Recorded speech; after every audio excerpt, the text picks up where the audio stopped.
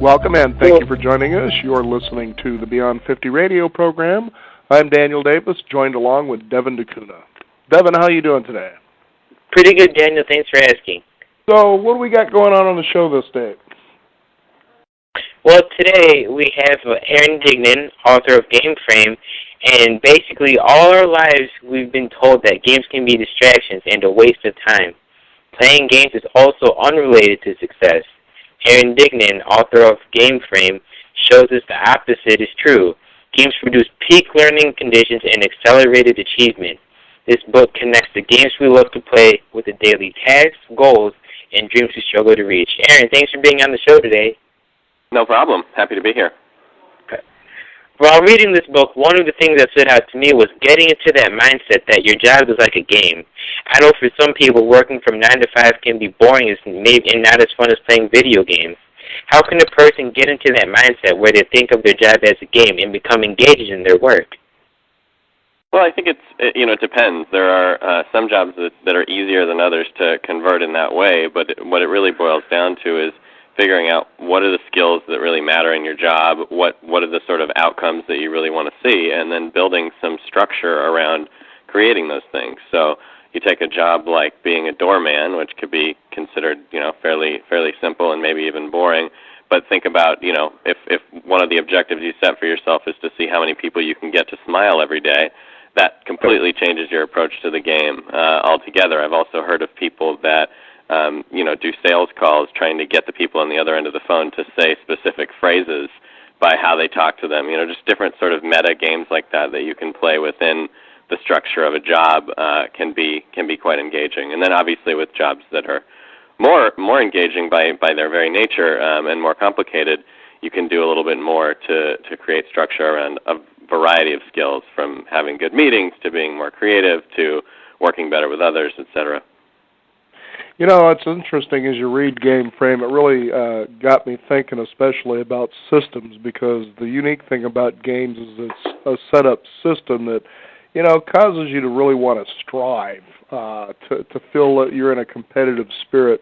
And when you get into, a particular job or career sometimes, or even maybe it's something you're doing around the house, you can tend to become complacent if you don't feel like you're learning. Exactly. Mm-hmm. Yeah, I think it's funny that people don't always associate learning with games. They think about whether it be video games or even board games as sort of spare time, pastime type activities, but they're actually incredibly rich learning environments for different skills. And when you feel yourself being bored, it's usually because you're somewhere along that path from being either too challenged or not challenged enough. In some capacity or some skill, and that's a sure sign that things are off. I found it kind of fun too, Aaron, is that you describe in the book how you used to take an 8-hour trip with your parents, and your mother would set up prizes, and I kind of cracked up because growing up in my day, of course, we didn't have video games at all. I mean, video pong finally hit, on the horizon in 1975, so we had to really find ways on long trips to kind of keep us from becoming complacent and bored. And so there were a lot of games that we played, but one of them was just almost similar to what your mother did, although she sounded like she rewarded you better than us. Ours was just a quarter for staying quiet, and so we'd turn it into a game to see how we could razz someone else to blow it so that you actually won the quarter at the end of the trip. But, really funny. It's so true how you can set something like that up that seems like a distraction, but at the same time, it's actually a goal you're trying to create. Yeah, and the funny thing about what you talked about how not really having games as a child, one of my interests and concerns is as we become more addicted to technology and to game environments and the structure of the things I'm talking about in the book, does it also mean we become worse at creating our own structure, creating our own sort of space for play and being able to entertain ourselves if that's what's left to us. And I think that right now kids that are growing up in a world with iPads and Xboxes and whatnot are obviously extremely intelligent, very able to sort of adapt to those environments, but left without any technology, without an internet connection, sometimes struggle to even structure an experience for themselves that is not agonizing. You know, Aaron, one of the things I was interested in is the difference between a popular game like, say, Call of Duty or World of Warcraft and your job. Besides the fact that these are games and one is work, what would you say the difference, or do you see similarities between the two?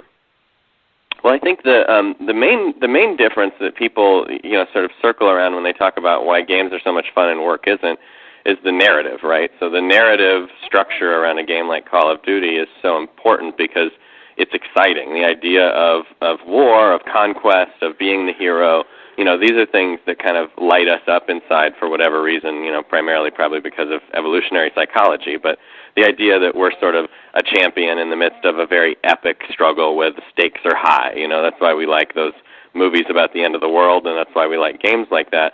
And I think it's really difficult for work to compete with that narrative.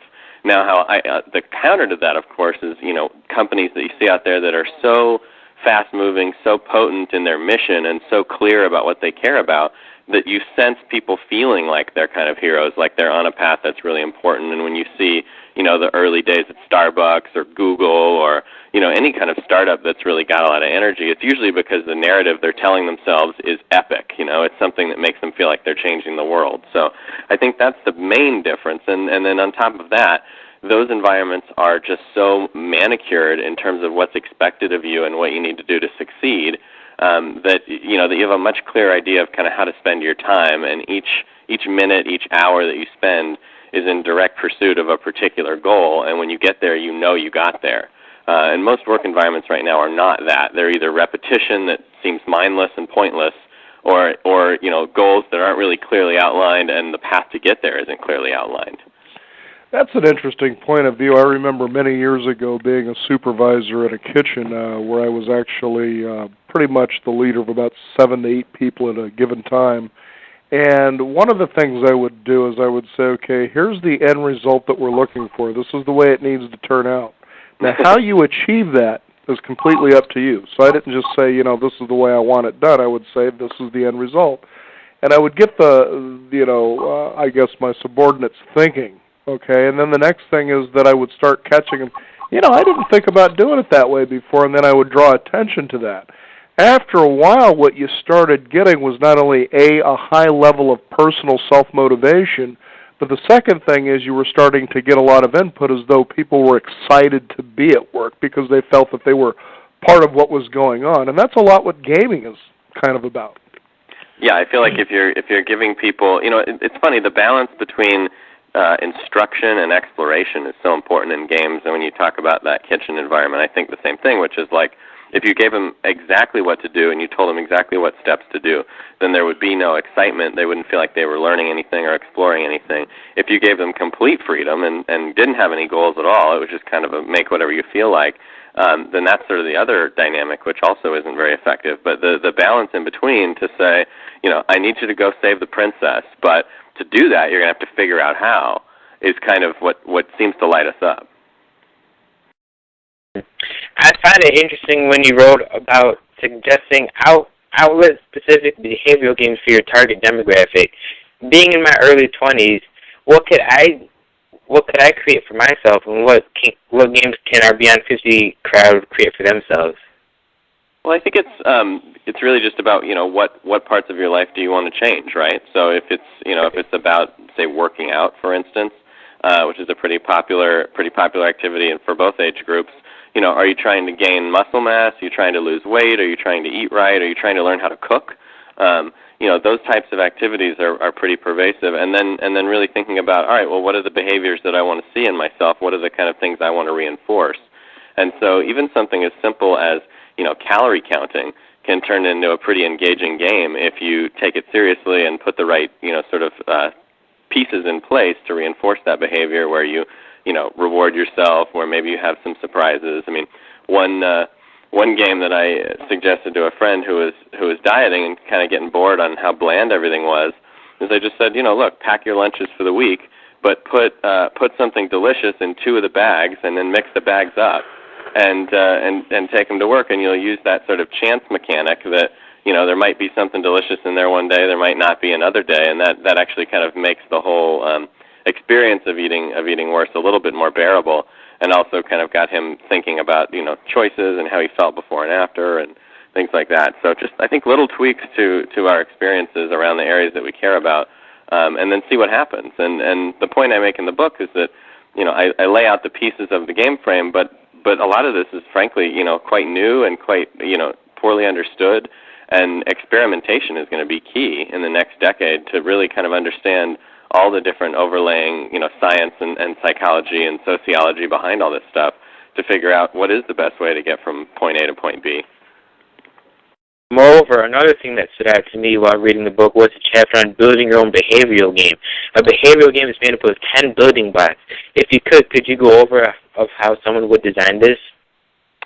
Yeah, so after I went through kind of talking about the power of games in the book, I did go ahead and outline, what a behavioral game is, and basically as I was doing the research, I found, 10 different pieces of every experience that seemed to align well with the idea of making that experience more game-like. And so what I realized is that there's kind of an interplay between these pieces, and that's kind of the best way to approach adjusting something in an experience. So the activity itself is what you're doing. Are you cooking? Are you running? Are you going to work? Are you holding a meeting? Are you drawing? The idea of the objectives, both short-term and long-term, is what are you trying to accomplish? What are you setting out to do? Which, funnily enough, many times are missing altogether from an experience. The outcomes, what happens if you do it right or wrong? Does something negative happen if you fail? What if you do it right? And are those outcomes motivating to you? Are they interesting to you? Are the stakes high enough? And then the other piece of the outside of the game frame is the player profile, which is to say, not all of us are the same. We're not all cut out of the same cloth. And so while competition might be very inspiring to me as an athlete or as a performer, as a salesperson, it might be really not inspiring to another person. Maybe it turns them off or it makes them too anxious, and they respond better to a different kind of game mechanic like social support or time pressure or who knows what else. So I think getting a good sense of who your player is and what drives them, what are kind of their levers, is a big piece of the puzzle. And that makes up the outside of the game frame. The inside is basically a loop. It's a cycle that you go through when you play any game. So if you think about playing a game like poker or Monopoly, you're rolling the dice, you're playing your moves, you're moving your piece around, the other people around the table do the same thing, and you've made one round of the game.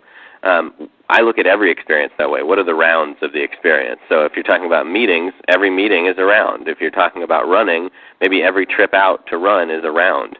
And you look at within that round, what are the actions you can make? What are the moves or decisions that are available to you? Are we going to limit those or make those broader? Are we going to indicate which ones we want you to make? There's something around the idea of what I call a black box, which is basically, what does the system do in reaction to your move? So if you run faster, what does the system do? If you run slower, what does the system do? If you don't run today, what does the system do? And so that's a big piece of it. And then finally, the feedback. So you take an action, the system thinks about what you've done and comes back to you with some kind of feedback, whether that be a point or a score or a noise or, verbal support. In the case of something like Nike Plus, the little digital integration with the iPod where your shoe tells you how fast you're running, that, when you're doing a good job, the music may change, or you may get verbal encouragement that pipes on into your headphones. So that's kind of the feedback piece. And then in the very center of the game frame are three things: skills, resources, and resistance. Skills being extremely important to identify in an experience, because without skills there's no learning, and without learning you're bored. So really figuring out what are the skills here. And I think a lot of jobs, for sure, if you're maybe a cashier, for instance, have a skills gap where you hit a plateau and there's no more new skills to learn, and the system, the business, doesn't offer you the next step. The resources is what do you have to work with? If it's a game of cooking, do you get a knife? Do you not get a knife? Do you get 10 recipe cards or none? Do you get a suite of different ingredients? And there was a television show, Iron Chef, that was on both overseas and then here for a long time, where the game was they would pull the curtain off and expose what the ingredient was that the chefs all had to cook with at the last minute. So that was kind of a resources mechanic where they said, you've got to cook with lobster today. And that made it sort of difficult for the chefs to decide what to do based on their different styles. And then finally resistance, which I just hinted at a little bit, but it's the idea that, the outcome is uncertain, that you may not win, that there's something holding you back or something in the way of you and success. And so you have to kind of work against that resistance And in the case of the resources example I just gave with Iron Chef, the resistance is scarcity, right? There's only one ingredient to choose from, but there are many different forms of resistance that I outline in the book. Competition being another one for sure, and those create that kind of tension in the game that makes you feel like something exciting is happening.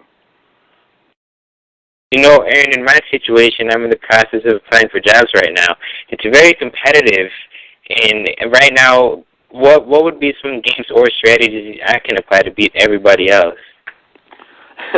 That's interesting. So you'd have to think about, your objective is to get someone's attention, and I think part of the job hunt is persistence and volume. So one of the things that you need to do is make sure that you're getting the word out there about yourself in the right way. Maybe networking is part of that, so going to places where you can meet people and actually have a real human connection. And so one of the games I might design for someone in that situation is, once a week find a occasion to go out and network, whether that be a mixer or some kind of a local business event, chamber of commerce event, whatever it might be. Go to that event and then challenge yourself to talk to, one person the first time, 2 people the second time, 3 people the third time, 4 people the fourth time. And as you go, you sort of raise the stakes on yourself to get better and better at that skill of networking, of meeting folks and being comfortable in a setting like that. And then what you'll do is set up some kind of a reward for yourself, maybe with people in your life that care about you, maybe your parents or maybe your friends, and say, if I go and I don't talk to someone, then the penalty is, my friend has taken $10 from me and they're going to donate it to charity. If I do talk to someone, then, my parents are going to take me out to dinner, or they're going to, do it. So you sort of create this, what damned if I don't and lucky if I do kind of environment for yourself around that particular aspect. And so that once-a-week mixer would be one of your skill cycles. And then you may set up another one for your resume, another one for your internet hunt, another one for, the different pieces of what you think is going to help you get that job. I've been more over, what about our Beyond 50, for our Beyond 50 crowd, people who have a little more experience than I do, what games and strategies can they do to beat out the rest? Well, I guess it depends. Are they, if they're looking for work or looking to do something else. But I think, in any case, it's really just about figuring out what skills you think are going to be most important and most viable to you, and then, creating a situation where you're sort of forced to put those to the test. So if it's over 50 crowd, one thing that might be happening, with that crowd is feeling like they maybe don't have the skills that they need in a certain area, perhaps technology or software. That said, I certainly know a lot of people that can kick my butt in those areas in that age group. But certainly a few people feeling like maybe they're not comfortable with, Twitter or Facebook or social media in general. They might be able to design a game around exposing themselves to those technologies and going a little bit deeper into them every day, or setting a goal for a number of Facebook friends that they want to have and conversations that they want to have opened by a certain point in time. Things like that I think could be quite interesting. It's funny, too, because I have friends who do nothing but play video games, and I really want to show them this book now because they all have to read this. It's funny, people that game for a living are super excited to have evidence that they're not wasting their time. Right. And then just to go along there was a section in your book, I believe it was chapter 4, that offers a deeper look at games and how we define them, why we love them, and how they make us better. I would think a person who does nothing but play video games all the time would have a hard time progressing in life, but I guess that can be proven wrong, right? Yeah, I think, if you're in an environment all the time, then you're going to miss opportunities to build up other skills. And so, if someone is building up skills in a game environment, but perhaps not building up their social skills or their interpersonal skills or their, skills in other software applications or other, forms of art, then they're going to be at a disadvantage in different parts of their life. But certainly, the idea that there's no value to playing, a game like World of Warcraft, which is incredibly collaborative, team-based problem solving, or that there's no value to, jumping in and spending an hour or two on your iPhone playing, different games every day. I think that's what's been discounted. Not that it's the only thing you should be doing, but that it's an acceptable and beneficial spend of some of your time. And we've seen, incredible skills increases in things like visual acuity, spatial recognition, social collaboration. People people get really good at whatever they do in games, and it doesn't take a lot to go there. The spatial recognition benefits of playing Tetris 8 minutes a day are pretty significant. So it doesn't have to be 8 hours a day to get the benefit, but yeah, everything in excess is a little bit much. And then also, one of the games I love to play is Madden. And I was wondering, how can I play a football game to real life? Well, that's a good question. I mean, I think, football, certainly a game like Madden is about, reading the other team and understanding what their strategy is and trying to, choose different options to get around them. So I think there's some good analogies there about understanding what someone's thinking. I think particularly if you're playing against another person versus the computer, you can start to understand, how do people set a strategy? How do they execute it? What kinds of things rattle people under pressure? When the pressure's on, how do you kind of make the right thing happen? Skills like that come out of a game like Madden that I think can be particularly helpful. And then, it also applies directly, obviously, to the world of sport. And they've actually shown in studies and research that athletes who play the video game version of their sport actually perform better in that sport. So there are NBA players, NFL players that actually play these games in their spare time and end up doing moves on the field that they learned or felt out inside the game. And that's pretty cool. Well, here's the other thing, too, Aaron, that I really enjoy. You mentioned Monopoly earlier. There was that one and another game that I enjoyed playing, which was called Payday.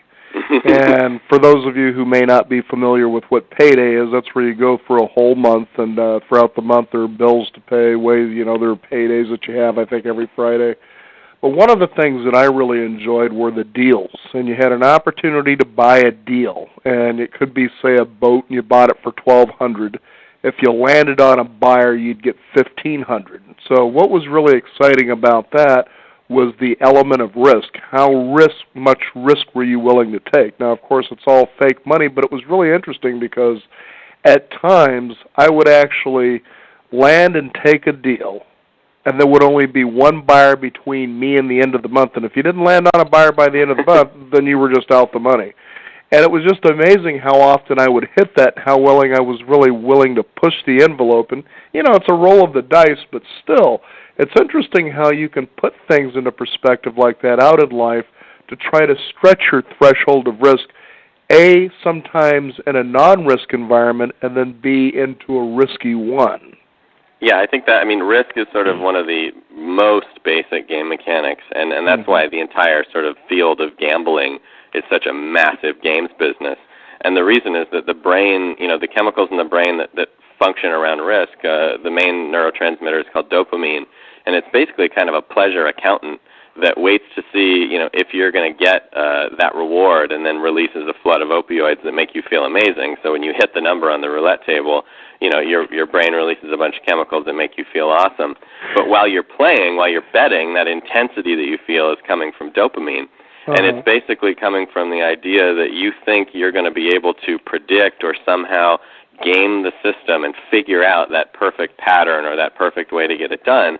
And, games of chance are so powerful because, of course, you can't figure out the pattern. There is no pattern that you're going to figure out, and so your brain keeps chipping away at it, thinking that, if we just keep trying, we're going to figure out a system that works.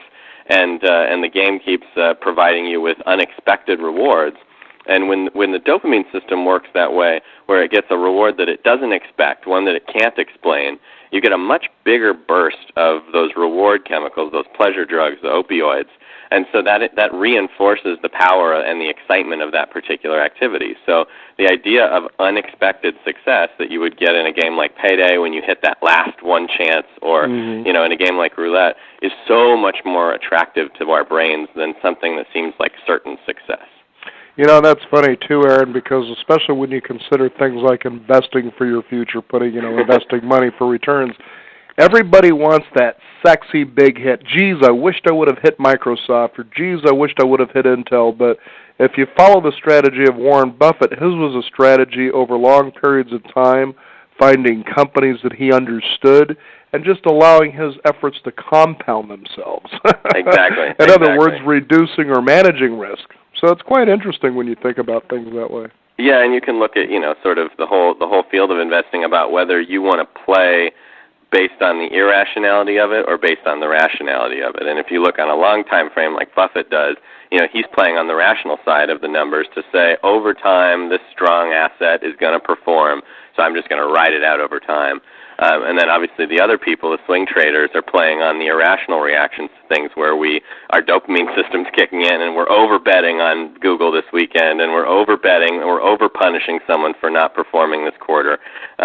And those people make a killing on the other side of the equation. So it's definitely an interesting, kind of choice you have to make about how you're going to play the finance game. Mm-hmm. Just to go along with what Dan was saying, one of the games I used to play when I was younger was Oregon Trail. Yeah. And, that game helped me, take care of my people, make decisions, and just in case I ever become, like, say, a boss or a CEO, I can make decisions as well as take care of my employees. Because in Oregon Trail, I had to take care of my people so they don't die. So just imagine if you came out with a game like the Donner Party. Right. So if I ever become that successful, I can always credit my playing to Oregon Trail. Yeah, those kinds of games fall into the category of serious gaming, which is a subcategory of games that are more focused on real-world skills, whether that be historical type knowledge or even practical knowledge. There are games for surgeons that let them actually operate. There are games for emergency personnel that let them practice what they would do in a catastrophe. These kinds of games are focused on building real-world skills in a not real-world environment. And you could actually argue that an NFL player playing Madden is actually treating Madden as a serious game, whereas you or I are just treating it as a game. But that's a really explosive field right now, and there's a lot of businesses and companies and organizations building and developing serious games to try and improve, their real-world results. Yeah, that's you were talking to. One of the sports I like to watch is NASCAR, and a lot of the times the drivers they'll play these games like these simulated games to get the feel of a track, and then once they get to that track, they apply it. So I just thought that was pretty cool. That's total serious gaming in action, absolutely. All very exciting stuff here. The book is Game Frame. Our guest today, Mr. Aaron Dignan. Is there a website people can find out more about your work? Yeah, there is. GameFramers.com. So if the Game Frame is the way to do it, the Game Framers are all of us that are out there doing it.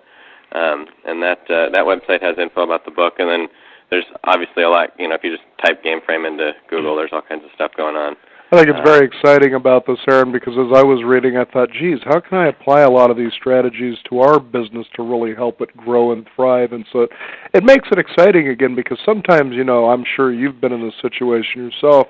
As you go about doing business, sometimes you get into a rut because you're so used to seeing it day in and day out, and you just need that fresh perspective to kind of change things and bring the enthusiasm back. Totally, yeah. And I, now that I have the pieces of the Game Frame, in a place where I can sort of point to them, every time that we feel off in some way in my business, we just kind of look up there and figure out, which piece is out of place. Mm-hmm. Are we not challenged? Are the skills not right? Are the rewards not right? What's out of place in the experience that's making it feel like shit? And then let's reappropriate, the way we're approaching it and do a better job. Agreed. Again, Game Frame is the book, folks, and our guest today, Aaron Dignan. Aaron, thank you for joining us here on the Beyond 50 radio program. Great stuff. Thanks a lot, guys. You bet. And thank you again, Devin, for joining me as a co-host. Oh, no problem, Dan. Always a pleasure to be in here. You bet. We also encourage you, the listeners out there, to tune in again, and also be sure to visit us at our website, which is beyond50radio.com. That is the number 50, and sign up for our free weekly e-newsletter. I'm Daniel Davis, along with Devin Dakota. This is the Beyond 50 radio program, and remember, live your day past halfway.